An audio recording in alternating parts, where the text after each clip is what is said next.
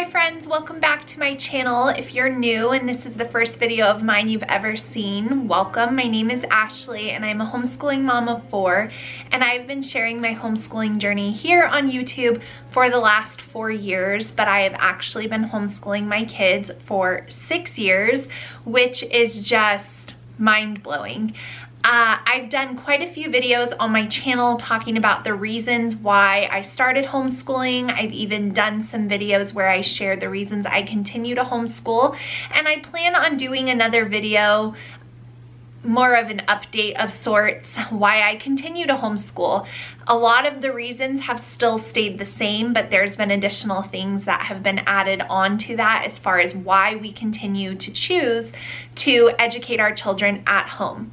So today's video is going to be my advice to my former homeschooling self. So this is advice that I, in hindsight, wish I could have given myself.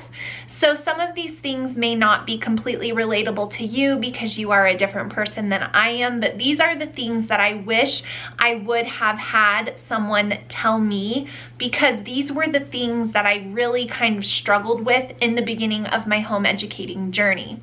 So this video is meant to be encouraging and just maybe give some of you newer homeschoolers just a little boost of encouragement. Maybe you're feeling some of these same ways, maybe you're not, but I've been asked what is some advice I wish I would have had when I started my homeschooling journey, and so here I am to talk to my former self. Before we jump into my advice to my former homeschooling self, I want to thank today's video sponsor, Skillshare, for partnering up with me again on today's video.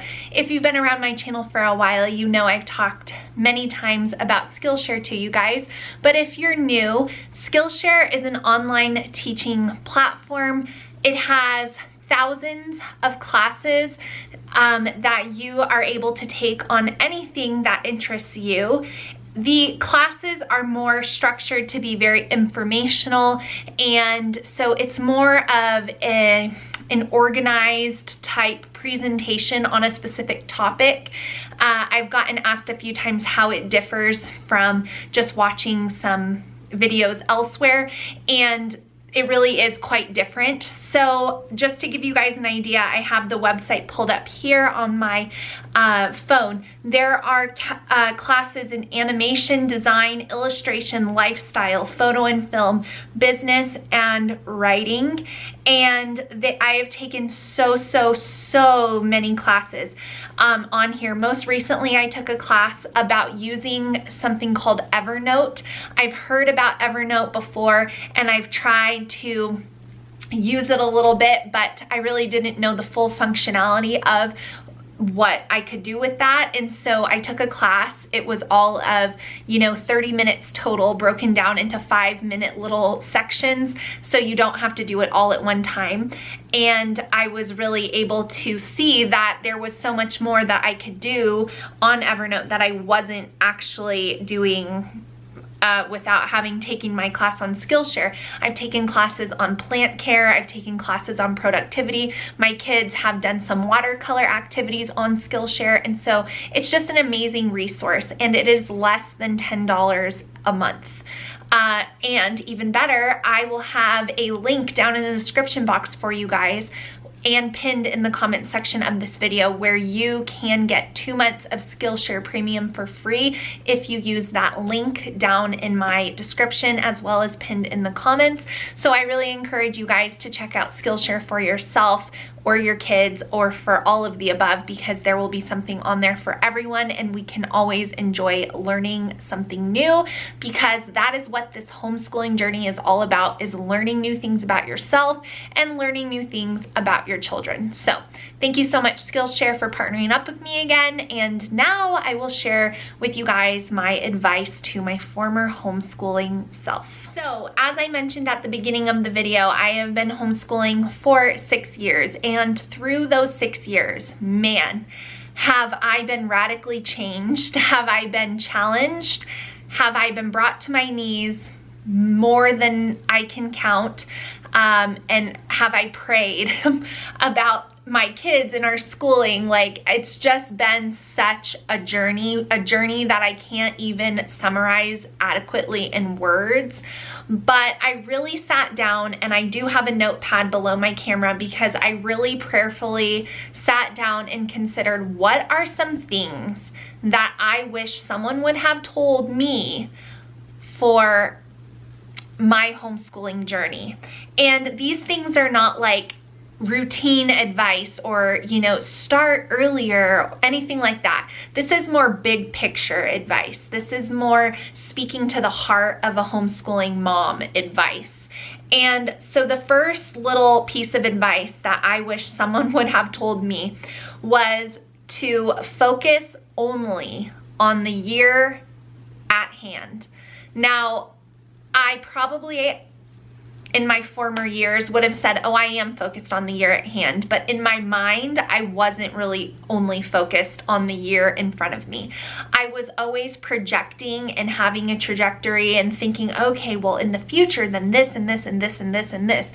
And there is some good to have some forecasting done, but what I have really learned through becoming a more seasoned homeschooler and just seeing how my kids have grown and matured through this home education journey, going from being in 2nd grade into 8th grade. I mean, that is an entirely different human being that I am dealing with. And I have just seen that so much of what I spent in my mind preparing for the future is not the way that we're doing things now. And so all of that was really just kind of a waste of time. And so I just want to encourage you guys, if you're new to homeschooling, try your absolute best to just focus on what is in front of you. So much of the joy of home education can be robbed by thinking about, well, what is this going to look like when they're in 6th grade and they're in 1st grade? And I don't say that, you know, like I'm poking fun at that, because that was totally me. I wanted to have all of the answers, and I would spend time looking for those answers. And even when I thought I had found the answer, really that answer wasn't going to serve me once I reached that stage. And so a lot of that brain power was just time wasted and time lost. And so I would encourage all of you guys and my former homeschooling self to focus only on the year at hand.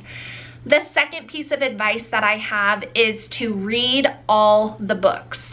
If that is the only thing you do, read the books. You will never, ever, ever, ever, ever regret as a homeschooler reading more to your children. You just won't. I wish someone would have told me that more important than, you know, finding the perfect spelling curriculum, or more important than taking them on all of these outings, was creating a love of reading, and to just put all my energy into finding books that we enjoyed as a family and creating those memories. We did read a ton in my early years of homeschooling, so I am grateful that I did know that reading was valuable, but I also wanted to do so many other things that sometimes I would almost view the reading as a burden, like, oh, this book is so long, I don't want to read it, you know. And I've just seen that my kids' best memories, my kids' best retention on a subject matter has been found through reading books to them.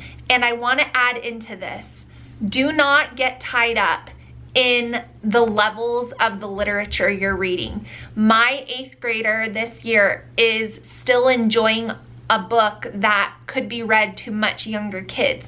And my younger kids enjoy some stories that are meant to be read to older kids. So do not bind yourself to the ages that are on the books. Just foster a love of reading. Read to your children. Read things that they like. Know when to put a book down because it's just not working for you. And just create that culture of loving to read in your homeschool. Everything else comes secondary to that, not the flip-flops. So that is some advice I wish someone would have told me. Number 3 on the advice I would give to my former homeschooling self is to stick to the absolute basics in the younger years. Anything beyond the basics in the younger years really is more for you than it is them. And I know that can be kind of hard to feel like, well, I don't know, I don't think we're doing enough. I am here to tell you that enjoy those years, because there will come a time in your home education journey, if you stick with it, where your kids are older and they are covering more subjects and more of your time is occupied teaching those subjects. So savor those younger years where they just need the basics, and fill your days with fun, fill your days with outings, fill your days with baking, fill your days with Play-Doh and kinetic sand. I mean, just Legos. Just savor those times. Stick to the basics in the younger years. That is something I wish someone would have told me. When I first started homeschooling, I was also working outside of my home, and I was really stretched thin. And a lot of that had to do with the fact that I felt like I needed to teach all the things because I had a second grader. And to me at that time, a second grader just felt so old and mature and ready for science and ready for history. And you can still do those things with your kids, but you don't need to make it an everyday, intensive time. And so anyways, I could have saved myself a lot of stress if I would have just stuck to the basics in those younger years. And I think that my kids all would still be right where they are today, really enjoying learning and very well educated on a lot of different topics. So that's just some advice that I would have given to my former homeschooling self. Number 4 is this is still continually a struggle for me. So this is actually a bit of advice that I would give myself currently, but I think I needed this advice more when I first started homeschooling. And that is to focus on what I'm doing well more than what I'm not. And I think that as moms, especially homeschooling moms, we take on so much. And we feel this tremendous amount of pressure placed onto our shoulders that, there's just endless amounts of things that we can teach. There's endless resources, there's endless experiences, and there is always going to be somebody doing more and someone doing less. And I think anytime you find yourself comparing yourself to someone doing more, it makes you feel inferior. And anytime you compare yourself to someone doing something less than you, or what you perceive as less than you, it makes you feel superior to that person, whether you admit that or not. So anytime we compare, it really is a lose-lose situation on both ends, because it's either self-elevating or self-deprecating. And so really, there's no point in doing that. Now, even if you don't really struggle with the whole comparison thing, it's easy to just have that inner voice in your heart be kind of negative towards yourself, like you're not doing enough, your kids are not behaved enough, you might do well at arts and crafts, but you're really bombing it in teaching math. We take on a lot of our kids' attitudes onto us, and sometimes there is some responsibility in the parenting realm of things, but sometimes your kids' reaction to something isn't a reflection of you not doing it right or doing it wrong or doing it too much or doing it too little. And sometimes that's just your kid. Your kid is sinful, and it doesn't always mean that you're doing something wrong. And I spent so many nights, so many times where I just felt like, what am I doing wrong here? But I'm doing it right. And I just focused so much on what I felt like I wasn't measuring up at versus what I was doing really well. And chances are you're doing a lot of things really well. You just don't give yourself credit for doing those things well, and you don't allow yourself to focus more energy there. You're more focused on the other side of things, and you will only discourage yourself if you continue to do that. And I really struggled a lot with that in the beginning. I just always felt kind of downtrodden and like discouraged.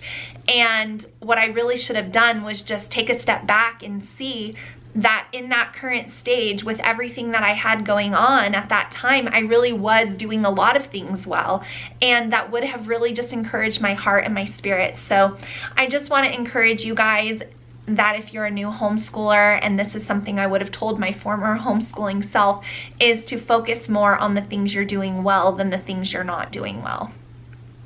Number 5 is kind of funny, but it's true. And I needed this advice for my former homeschooling self, my younger homeschooling self. And I'm sure some of you guys need this reminder too, is do not wait on everybody's approval of your home educating. Just don't even bother waiting on that, because the day will never come, ever. I've been doing it for 6 years, and there are still people that don't approve in my life of us home educating.